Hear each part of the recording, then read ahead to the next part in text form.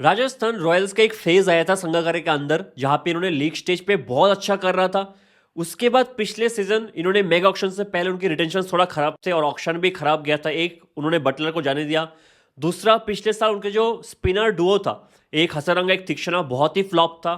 तीसरा उनके जो फिनिशर्स थे ध्रुव जुरल हेटमेयर, इनसे एक भी मैच ठीक से फिनिश नहीं हो रहा था। चौथा और एक मेजर प्रॉब्लम था, अगर आर्चर को साइड में रख दो, उनके जो पेसर्स थे सब ने बहुत मार खाया, चाहे वो तुषार देशपांडे हो, चाहे वो आकाश मडवल हो, चाहे वो युद्धवीर सिंह हो, चाहे फारूकी आया था कुछ मैचेस पे। तो बहुत सारे प्रॉब्लम्स था पिछले सीजन और इस बार संजू सैमसन भी चला गया। तो देखते पहले आरआर ने ऑक्शन पे क्या किया। इन्होंने पहले तो ट्रेड किया फेरेरा को। आउटस्टैंडिंग लोअर ऑर्डर बैट्समैन है, बड़े बड़े स्ट्राइक लगा सकते हैं। T20 में स्ट्राइक करे 167 का। फेरेरा के लिए मैं हमेशा कहता हूँ एक ही प्रॉब्लम है, क्वालिटी स्पिनर, मिस्ट्री स्पिनर और रिस्ट स्पिनर को अच्छा खेल नहीं पाता है। अगर आप ये T20 सीरीज भी देखो, साउथ अफ्रीका वर्सेस इंडिया का एक मैच पे अच्छा खेला था जहां पे भी स्पिनर्स के अगेंस्ट स्ट्राइक रेट 100 के नीचे था। उसके बाद बाकी 3 मैच में से तीनों बार स्पिनर्स के अगेंस्ट ही वो आउट हुआ है। और अगर हम अभी ऐसे T20 के फॉर्म भी देखेंगे तो उधर इतना क्वालिटी स्पिनर्स है नहीं, तो पता नहीं लगेगा, ठीक है। लेकिन फेरेरा उनके लिए एक अच्छा एडिशन है इस फिनिशर्स के रोल पे, ठीक है। फिर एक टाइम पे अश्विन और चाहल का एक स्पिन डो था। पिछले साल हसरंगा और तीक्ष्णा का एक फ्लॉप डुओ था स्पिन डो, लेकिन इस बार इन्होंने जडेजा को ट्रेड किया। दूसरा इन्होंने रवि बिश्नोई को लेकर आया, एक लेफ्ट आर्म ऑर्थोडॉक्स जो बॉल को बाहर लेके जाएगा, एक रवि बिश्नोई वो भी बॉल को बाहर लेके जाएगा। और इन्होंने एक विघ्नेश पुथुर को ऐड किया जो बॉल को अंदर लेके आएगा, रिस्ट स्पिनर, और पिछले सीजन गुगली के साथ बहुत इंप्रेस किया था सबको। तो स्पिन अटैक इस बार पिछले सीजन से बहुत हद तक बेटर है, ठीक है। फिर इन्होंने इनको पेसर चाहिए तो इन्होंने पेसर्स में इन्वेस्ट किया। एक आर्चर पहले से था, एक संदीप शर्मा जो हमेशा अच्छा करता है वो पहले से है, तुषार देशपांडे, लेकिन नंड्रे बर्गर एक है। पिछला सीजन भी था लेकिन इंजरी की वजह से खेल नहीं पाया था नंड्रे बर्गर। उम्मीद है कि इस बार खेलेगा। एक एडम मिलने को ऐड किया इन्होंने और एक सैम करन भी आया है। तो पेसर्स भी मुझे लगता है कि पहले से बेटर ही है। एक इंडियन पेसर सुशांत मिश्रा में भी इन्होंने इन्वेस्ट किया इस सीजन, जो झारखंड का पेसर है और 15 T20 मैचेस पे ऑलरेडी 29 विकेट ले चुके हैं। स्मैट भी इसका बहुत अच्छा गया है। तो इट्स नाइस एडिशन। पेसर में मुझे पिछले साल से बेटर ही लग रहा है, ठीक है। एक बार प्लेइंग 12 बना के देखते हैं, फिर समझ में आएगा इस टीम का स्ट्रेंथ और वीकनेसेस क्या है। ओपनिंग करेंगे वैभव सूर्यवंशी के साथ जायसवाल। नंबर 3 पे रियान पराग, 4 पे ध्रुव जुरैल, 5 पे रविंद्र जडेजा, 6 पे शेमरॉन हेटमेयर, 8 पे फेरेरा, 9 पे सैम करन, सॉरी 7 पे फेरेरा, 8 पे सैम करन, 9 पे आर्चर, 10 पे संदीप शर्मा, 11 पे रवि बिश्नोई, 12 पे आपको जो चाहिए, आपको एक एक्स्ट्रा बैट्समैन चाहिए तो शुभम दुबे, आपको एक एक्स्ट्रा स्पिनर चाहिए तो विघ्नेश पुथुर, आपको एक पेसर चाहिए तो तुषार देशपांडे आ जाएगा। मेरे 4 ओवरसीज प्लेयर हो गया, हेटमेयर, फेरेरा, सैम करन और आर्चर। और बहुत 8 नंबर तक बैटिंग है, फिर 9 पे भी आर्चर आके बैटिंग कर सकता है, ठीक है। फिर आपको आपके हिसाब से अगर एक एक्स्ट्रा बैट्समैन चाहिए तो शुभम दुबे, आप चेपॉक में खेल रहे हो, आप इकाना पे खेल रहे हो, एक्स्ट्रा स्पिनर चाहिए तो आपको विघ्नेश पुथुर या फिर तुषार देशपांडे। ऑलमोस्ट आपको हर मैच खेलते हुए नजर आएगा। शुरू करते हैं इनकी पावर प्ले बैटिंग से। पावर प्ले में इनके लिए बैटिंग करेगा वैभव सूर्यवंशी, जायसवाल और रियान पराग। सूर्यवंशी T20 में स्ट्राइक रेट 204 का, पिछले साल आईपीएल में पहली बार खेल रहा था 14 साल की उम्र में, 206 के स्ट्राइक रेट से बैटिंग करके गया है। Jaiswal once again brilliant T20 batsman, बहुत अनलकी है कि back to back 2 T20 world cup miss कर रहा है। पिछले सीजन एटलीस्ट स्क्वाड में था लेकिन विराट कोहली की वजह से ओपनिंग कर नहीं पाया, खेल नहीं पाया, नो प्रॉब्लम। रियान पराग उनका नंबर 3 बैट्समैन है। पिछले सीजन में आईपीएल में 166 का स्ट्राइक रेट था, लेकिन शायद मुस्तक अली बहुत ही खराब गया रियान पराग का, उसमें क्वेश्चन मार्क है। लेकिन तीनों बैट्समैन बहुत अच्छा बैटिंग कर सकता है। मैं पावर प्ले बैटिंग को सॉलिड 9/10 रेट कर रहा हूं, बहुत अच्छा पावर प्ले बैटिंग इनका है। आते हैं इनके मिडिल ओवर बैटिंग पे। मिडिल ओवर पे इनके लिए बैटिंग करेंगे एक तो रियान पराग क्योंकि नंबर 3 पे आएगा, फिर ध्रुव जुरैल और रविंद्र जडेजा। अगर जडेजा की जगह आप सैम करन पे ऊपर भेजोगे तो ऑलमोस्ट सेम ही है, दोनों सेम तरह से बैटिंग करते हैं। 3 में से जो 2 बैट्समैन है, ध्रुव जुरैल और रविंद्र जडेजा, उनका जो प्रॉब्लम है वो है स्ट्राइक रेट का इशू। शायद आप अगर ओवरऑल स्टैट्स देखोगे आपको पता नहीं लगेगा अरे अच्छा खासा स्ट्राइक रेट से बैटिंग कर रहे हो 145 150, लेकिन हमें पता है जडेजा शुरू में सिर्फ सिंगल डबल लेके खेलते हैं। पहले 20-25 बॉल में ऑलमोस्ट 100-110 का स्ट्राइक रेट रहता है, फिर 18-19 ओवर में जाके मारने की कोशिश करते हुए पहले 2016-17 वाला जो T20 फॉर्मेट था कि आप लंबा खेलो एंड पे जाके मारो, वही फॉर्मेट से जडेजा अभी भी खेल रहे हैं 2025-26 में। तो उसमें एक इशू मुझे नजर आता है। जुरेल भी थोड़ा सा ऐसा ही गया पिछला सीजन, हालांकि अच्छा बैटिंग करता है, दोनों लंबा खेल सकते हैं, जडेजा भी, जुरेल भी, रियान पराग भी।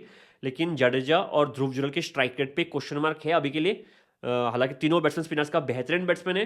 तो मैं इस मिडिल ओवर बैटिंग को 7.5/10 रेट कर रहा हूँ क्योंकि मुझे जडेजा की बैटिंग एबिलिटीज पे थोड़ा सा ये है, स्ट्राइक रेट एबिलिटीज पे थोड़ा सा क्वेश्चन मार्क है, इसलिए 7.5/10।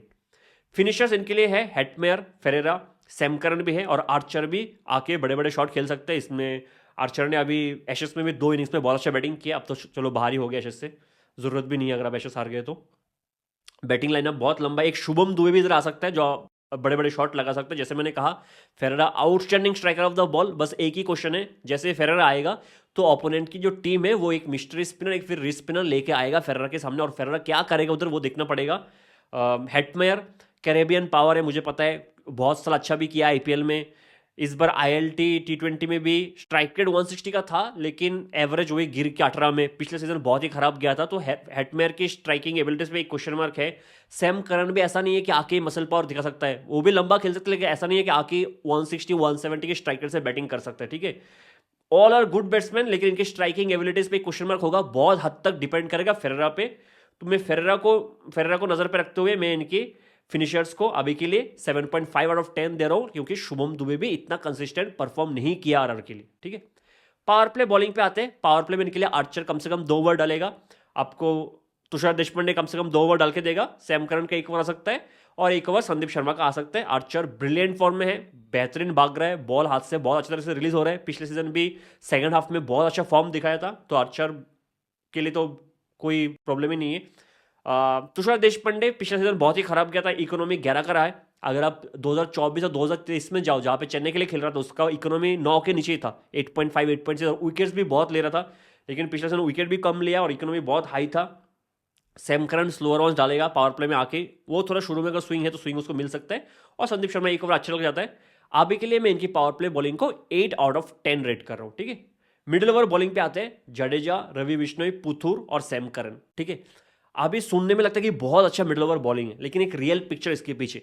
जाडेजा पिछले सीजन मतलब 2025 में 14 मैच में सिर्फ 10 विकेट लिए, तो आप सोचो कितने सारे मैचेस में विकेटलेस भी गया होगा। 14 मैच में 10 विकेट, एवरेज बहुत ही खराब।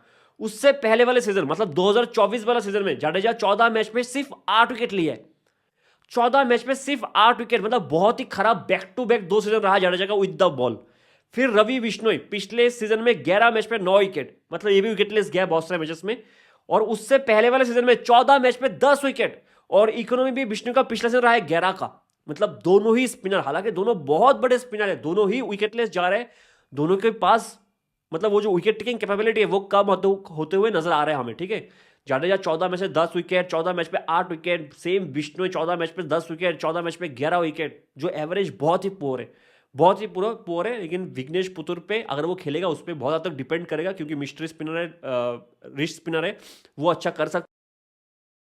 क्वेश्चन मार्क है, to be honest question mark है कि जाडेजा और बिश्नोई के पास क्या मिडल पे वो विकेट टेकिंग कैपेबिलिटीज है। जाडेजा बीच में ओडीआई से भी इसके लिए बाहर हो गया था कि विकेट टेकिंग एबिलिटी जितना अक्षर के पास है उतना जाडेजा के पास अभी नहीं। तो अभी के लिए मैं इनके मिडल ओवर बॉलिंग को 7.5 आउट ऑफ 10 दे रहा हूं, ठीक है। आते हैं इनके डेथ बॉलिंग पे। आर्चर का 2 ओवर होना ही चाहिए, संदीप शर्मा का 2 ओवर होना ही चाहिए, 1 ओवर शायद सैम करन डालेगा। डेथ बॉलिंग अच्छा है, संदीप शर्मा हमेशा अच्छा करता है, जनरली अच्छा करता ही करता है, और आर्चर भी फिट रहेगा तो बहुत अच्छा करेगा। इनके डेथ बॉलिंग को मैं सॉलिड 9 आउट ऑफ 10 दे रहा हूँ। डेथ बॉलिंग मुझे इतना ज्यादा इशू रहता नहीं है, ठीक है। आर्चर और संदीप अगर 4 ओवर डालेगा तो आप 1 ओवर मैनेज कर लोगे। बैकअप की बात करते हैं। बैकअप में इनके पास एडम मिलने एक बहुत अच्छा बॉलर है, शुरू में आके स्विंग से बहुत अच्छा कर सकता है, शायद आर्चर का रिप्लेसमेंट एडम मिलने होगा। एक नंडरे बर्गर है, इन दोनों को शायद आप प्लेइंग 11 में खेलते हुए भी नजर देख सकते हो, कि कहीं सैम करन को बाहर कर दिया, शुभम दुबे प्लेइंग 11 पे आ गया, और नंडरे बर्गर या फिर एडम मिलने से कोई एक इंपैक्ट में आके बॉलिंग कर लेगा, ये भी हो सकता है।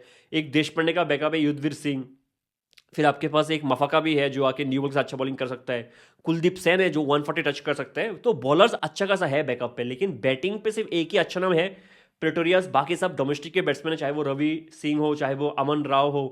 तो बैकअप में बैट्समैन भी उतना कुछ खास है नहीं, तो मैं इनके बैकअप को भी 7 आउट ऑफ 10 दे रहा हूँ। कुल मिला के मैं आरआर को 70 में से 55.5 रेट किया हूँ, मतलब 79%, व्हिच मींस मैं ओवरऑल आरआर को 10 में से 7.9 रेट कर रहा हूँ। शुरू के 3 बैट्समैन बेहतरीन है, और बहुत हद तक उन पे ही डिपेंड करेगा। आप कम से कम कोशिश करोगे तीनों बैट्समैन मिलके 10 ओवर आपको खेल के दे, कि अगर मिडिल पे आपका स्ट्राइक रेट स्लो भी हो रहा है, लेकिन वो तीनों बैट्समैन पहले से कवर करके जाए आपके लिए, ठीक है।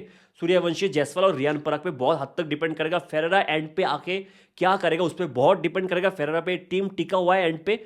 आपको मैं फिर से याद दिला दूं, पिछले सीजन भी सेकंड हाफ में जायसवाल और सूर्यवंशी ने बहुत अच्छा स्टार्ट दिया था, लेकिन मैच आरआर जीत नहीं पा रहा था, क्योंकि जुरेल और हेटमेयर से एक भी मैच फिनिश नहीं हो रहा था, ठीक है। तो उम्मीद करता हूं फेरेरा इस बार कुछ एक्स फैक्टर लेके आएगा। स्पिनर्स पे क्वेश्चन है, विकेट टेकिंग एबिलिटीज पे, लेकिन और कैप्टन भी कोई नया होगा, ठीक है। अगर जडेजा हुआ, नॉट ए गुड कैप्टन, ठीक है, जितना हमने देखा T20 not a good captain. Riyan Parag ठीक ठाक कैप्टन है। तो बहुत सारे क्वेश्चंस है, लेकिन ये टीम एज ए यूनिटी खेलेगा, अच्छा कर सकता है। नाम अच्छे हैं, नाम बड़े। रवि बिश्नोई कोई खराब नाम नहीं है, जडेजा बिल्कुल खराब नाम नहीं है, लेजेंड है, ठीक है। हेटमेयर भी अच्छा कर चुका है आईपीएल में, बहुत हद तक अच्छा कर रहा है, कभी भी अनसोल्ड नहीं जाता, ये भी एक बहुत बड़ा बात है, क्योंकि ओवरऑल ओवरसीज प्लेयर एक टाइम पे आके अनसोल्ड चला जाता है। हेटमेयर अभी भी चल रहा है तो अच्छा कर सकता है, ठीक है। थोड़ा सा फॉर्म उसका भी थोड़ा नीचे गया है। और ध्रुव जुरल, देखो मुझे पता है कि ध्रुव जुरल मिडिल ओवर के रन तो बनाएगा, वो उसका 350 to 400 रन का तो सीजन जाएगा, बस किस स्ट्राइकर से बनाएगा और कैसे खेलेगा उस पर डिपेंड करेगा, वरना टीम अच्छा कर सकता है। मिलते हैं अगले वीडियो में, तब तक के लिए जय हिंद।